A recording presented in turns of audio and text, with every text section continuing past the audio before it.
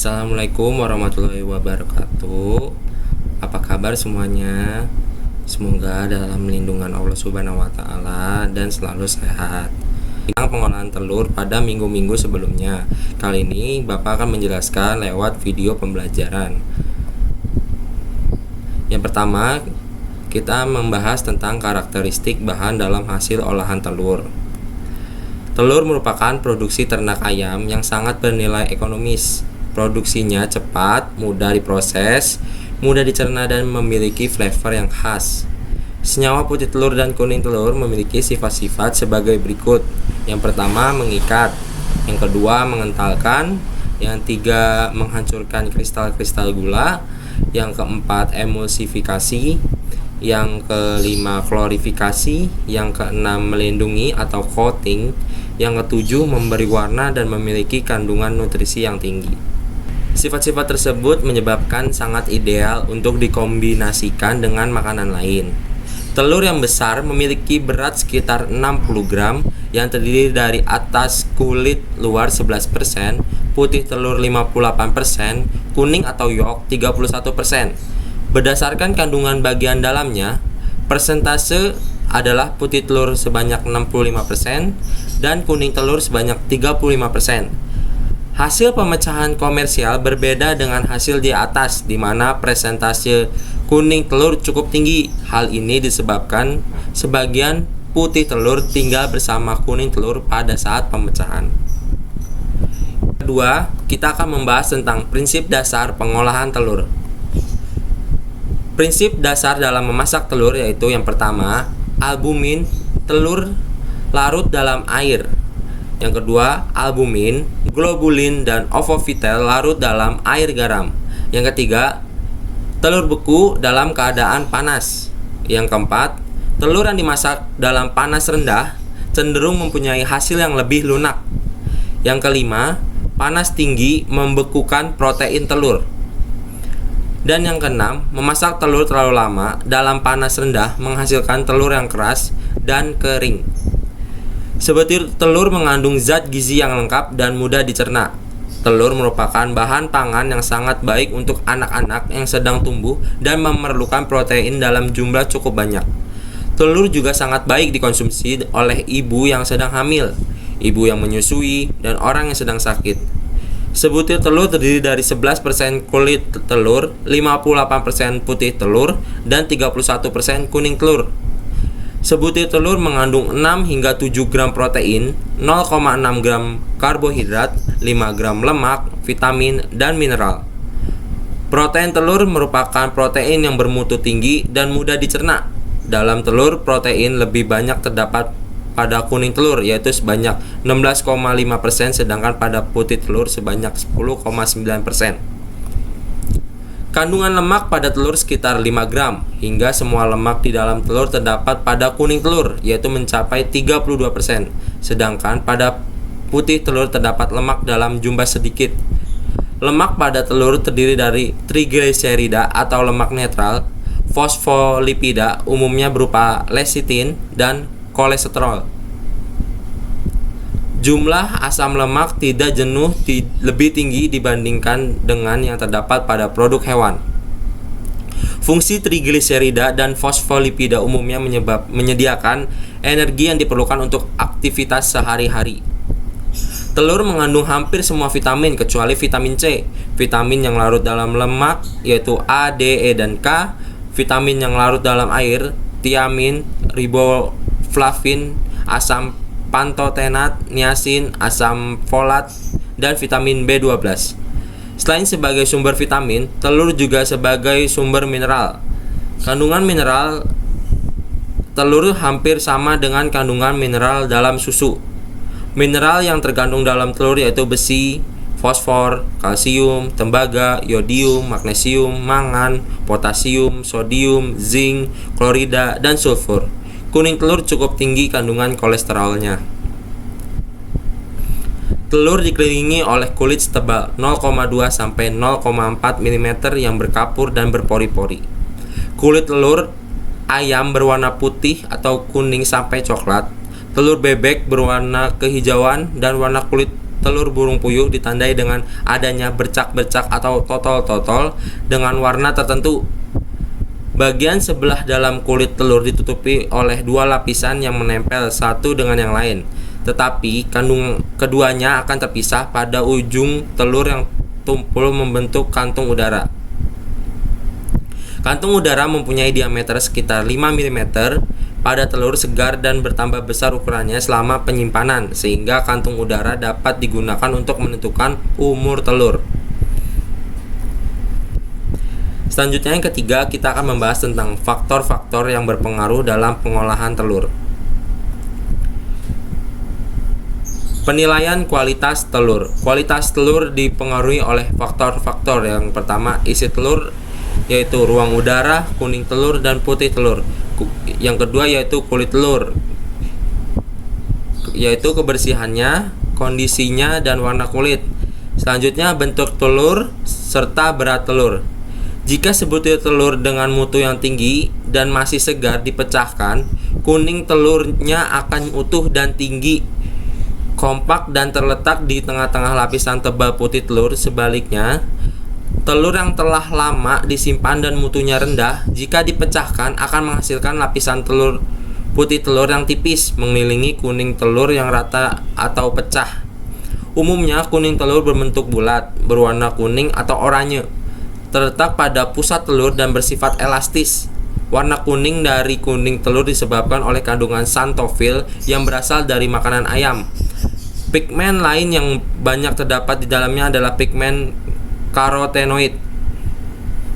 Kuning telur pada telur segar berbentuk utuh dikelilingi oleh membran vitelin yang kuat.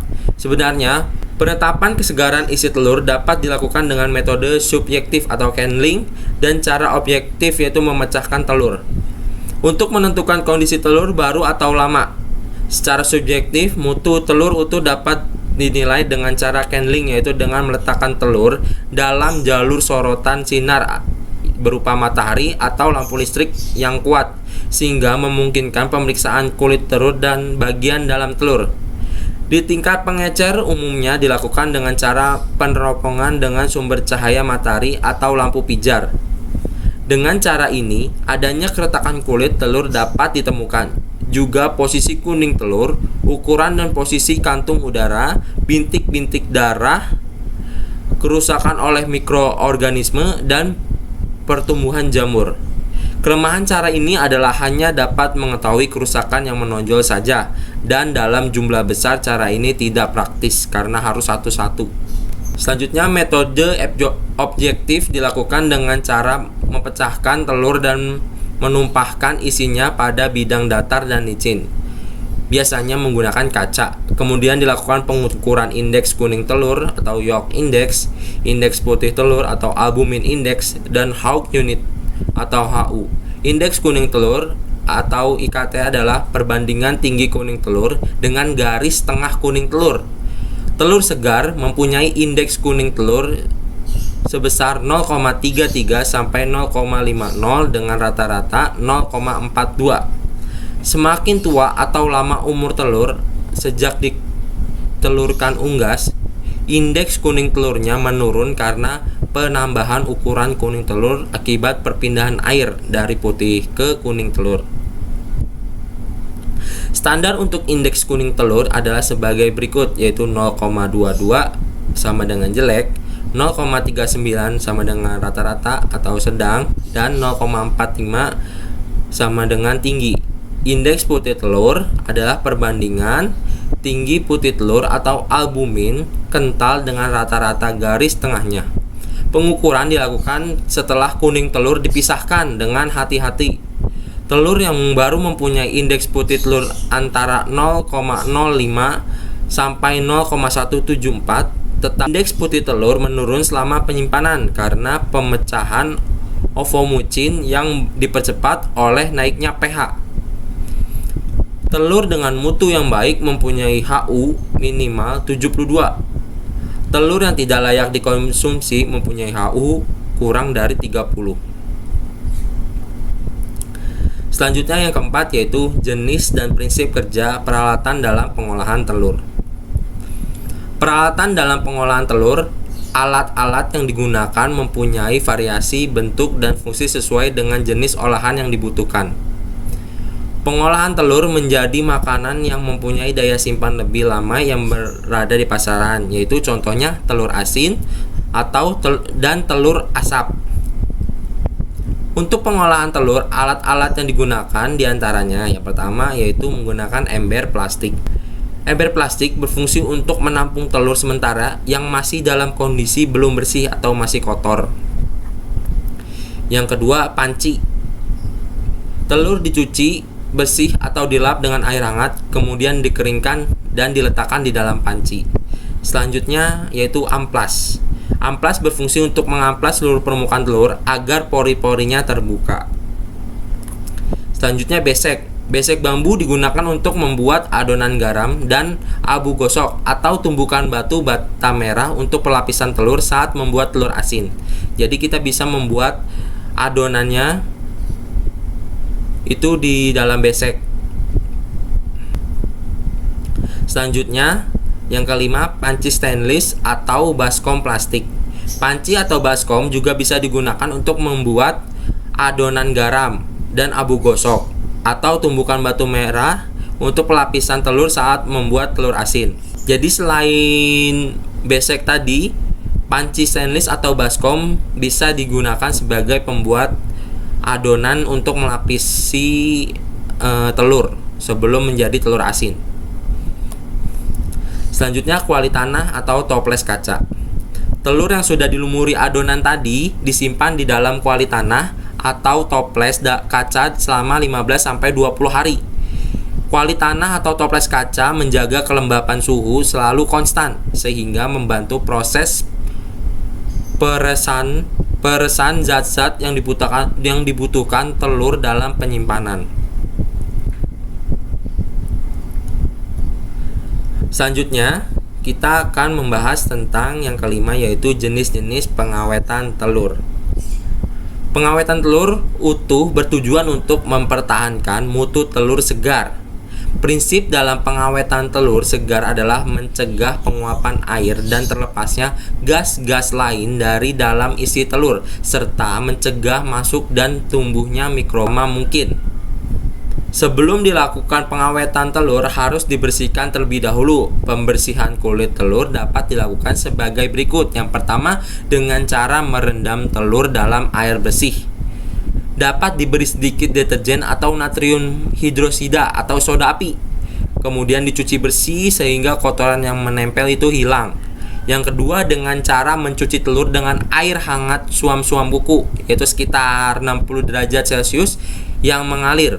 Untuk mempercepat hilangnya kotoran dapat digunakan kain. Digosok-gosok dengan kain. Setelah kulit telur bersih, dapat dilakukan pengawetan telur segar dengan metode antara lain pengemasan kering, perendaman dan dalam berbagai jenis cairan, penutupan pori-pori kulit telur, dan penyimpanan dingin. Yang berikut adalah jenis-jenis pengawetan telur. Yang pertama, pelapisan kulit telur dengan minyak.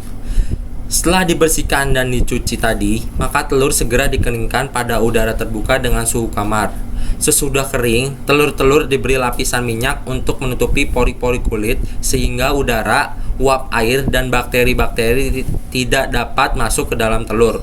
Untuk mencegah pemindahan cairan dan dari putih telur ke kuning telur dapat dikerjakan scaling, yaitu telur dimasukkan ke dalam ruang tertutup yang berisi karbon dioksida sebanyak 10%. Tujuan pelapisan kulit telur adalah untuk menutupi pori-pori kulit sehingga penguapan air dan karbon dioksida terhambat. Dengan demikian, telur menjadi lebih tahan lama disimpan. Minyak yang akan digunakan harus memenuhi syarat, yaitu tidak berwarna, tidak berbau, dan tidak berasa, kental dan mampu menutupi seluruh permukaan dengan rata, dan tidak mengkilat. Minyak yang sering digunakan terdiri dari minyak mineral, misalnya parafin dan pentana. Minyak nabati, misalnya minyak biji kapas. Yang kedua, perendaman telur dalam larutan kapur. Larutan kapur dapat dibuat dengan cara melarutkan 100 gram batu kapur atau CaO dalam 1,5 liter air, lalu dibiarkan sampai dingin. Daya pengawet dari kapur karena mempunyai sifat basa, sehingga mencegah tumbuhnya mikroba. Kapur atau CaO akan bereaksi dengan udara membentuk lapisan tipis, yaitu kalsium karbonat atau CaCO3 di atas permukaan cairan perendaman. Kemudian CaCO3 yang terbentuk akan mengendap di atas permukaan telur, membentuk lapisan tipis yang menutupi pori-pori. Pori-pori yang tertutup ini menyebabkan mikroba tidak dapat masuk ke dalam telur dan mencegah keluarnya air dan gas-gas lain dari dalam isi telur. Kapur juga menyebabkan kenaikan pH pada permukaan kulit telur yang dapat menghambat pertumbuhan mikroba. Selanjutnya yang ketiga, pencelupan telur dalam air mendidih. Pencelupan telur dilakukan selama kurang lebih 5 detik pada air mendidih. Hal ini menyebabkan permukaan dalam kulit telur akan menggumpal dan menutupi pori-pori kulit telur dari dalam. Yang keempat yaitu perendaman dalam parafin. Telur direndam atau dicelupkan dalam minyak parafin selama beberapa menit. Selanjutnya dikeringkan dengan membiarkan di udara terbuka atau diangin-anginkan sehingga minyak parafin menjadi kering dan menutupi pori-pori kulit telur. Pengawetan telur dengan cara diolesi parafin cair dilakukan dengan cara mencelupkan telur sebentar ke dalam minyak parafin pada suhu 60 derajat Celcius, kemudian diangin-anginkan supaya minyak parafin yang menempel pada kulit telur mengering dan menutupi pori-pori telur. Yang kelima yaitu perendaman dalam air kaca atau water glass. Air kaca adalah larutan natrium silikat atau Na2SiO4 berbentuk cairan kental, tidak berwarna, tidak berbau, dan jernih seperti kaca. Larutan ini dapat dibuat dengan melarutkan 100 gram natrium silikat ke dalam 900 ml Aquades. Kemudian dapat digunakan untuk merendam telur. Pada saat perendaman telur, air kaca membentuk dan mengendapkan silikat pada kulit telur sehingga pori-porinya tertutup. Air kaca juga mempunyai daya antiseptik sehingga mencegah pertumbuhan mikroba. Yang keenam, pengawetan telur dengan bahan penyamak nabati. Prinsip dasar dari pengawetan menggunakan bahan penyamak nabati adalah terjadinya reaksi penyamakan pada bagian luar kulit telur oleh zat penyamak atau tanin. Akibatnya, kulit telur menjadi impermeable atau tidak dapat bersatu atau bercampur terhadap air dan gas. Dengan demikian, keluarnya air dan gas dari dalam telur dapat dicegah sekecil mungkin. Bahan penyamak nabati yang banyak digunakan adalah daun akasia atau nama latinnya Acacia decurrena dan daun jambu biji yang nama latinnya Pisidium guajava yang telah dikeringkan. Daun kering tersebut direndam selama semalam dan direbus 1 jam. Kemudian airnya disaring dan digunakan untuk merendam telur. Ini ada contoh dari daun akasia, dan yang ini adalah contoh dari daun jambu biji.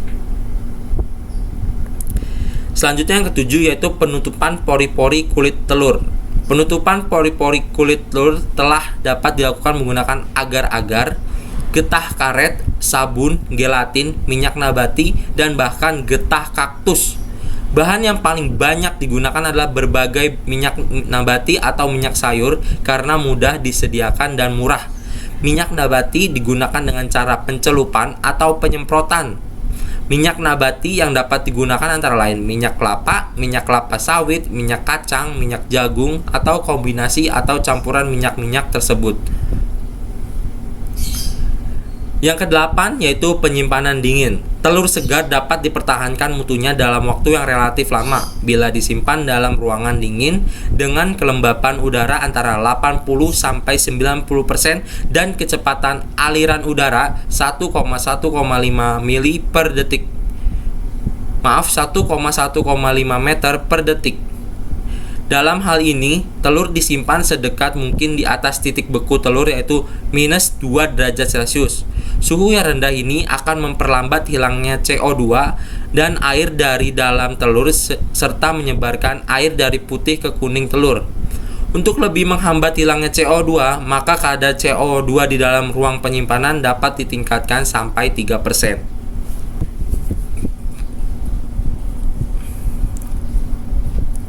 Selanjutnya yaitu yang kesembilan, pembuatan telur asin.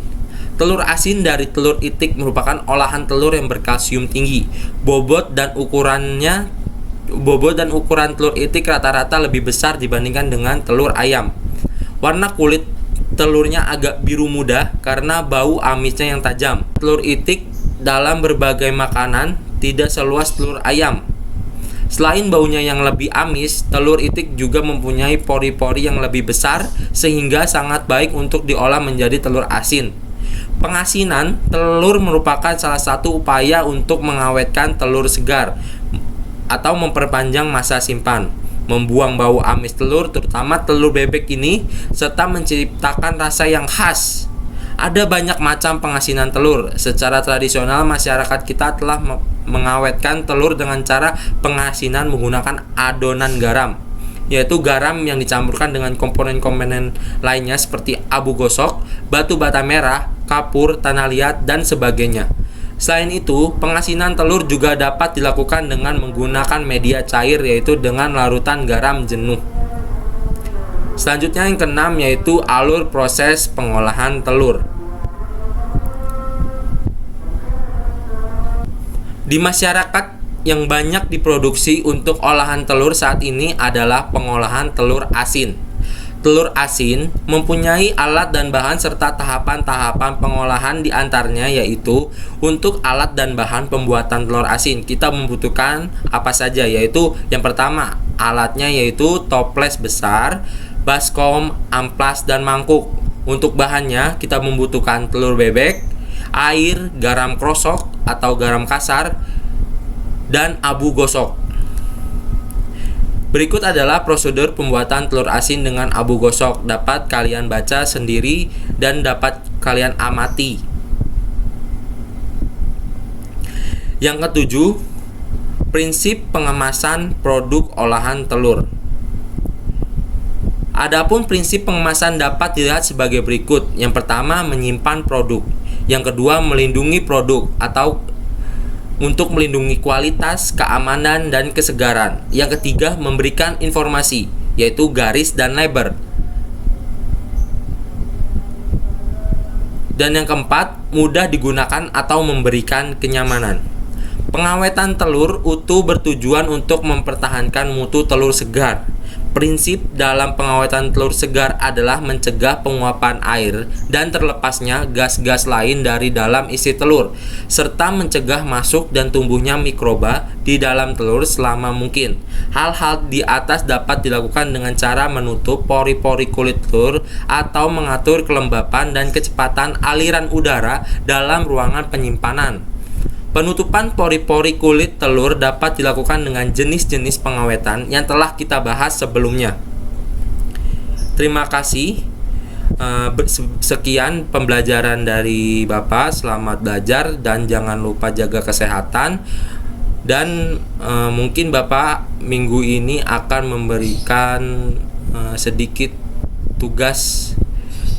Kalian bisa cek di LMS nanti dan kalian silakan mengerjakannya. Terima kasih.